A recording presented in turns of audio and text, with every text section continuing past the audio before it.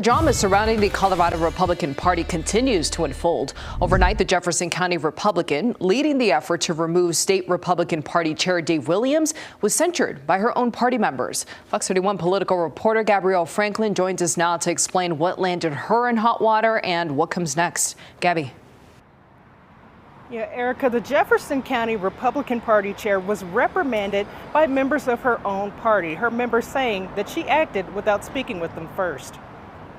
That email was very offensive to many of us. Interviews Jefferson County Republican Party Chair Nancy Pelosi did with us and others got her in hot water with her party. Executive committee members of her party saying she used party letterhead and her title as Jefferson County Republican Chair instead of a member of the Colorado State Central Committee, or the SCC. That's the committee that will vote to remove Williams as party chair if 60% of the group agrees to do so. I think this is a delay tactic as they try to individually go after people who might be against them and try to isolate them so it doesn't turn into this 60% that they need to get rid of him. The censure calls for Pelosi to stop communicating on the effort in her capacity as Jeffco Party Chair.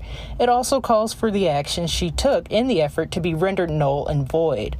Fox 31 political analyst Michael Fields says this doesn't mean the push to remove Williams as chair is over. If the votes are there, it doesn't matter if the Jeffco chair puts it in, if somebody else puts these signatures in. Obviously, this isn't going to lead people to take their names off this list that's out there. And so it might be the Denver GOP or Arapahoe GOP that take up this movement and say, we'll go and recollect the signatures or take that list and resubmit it.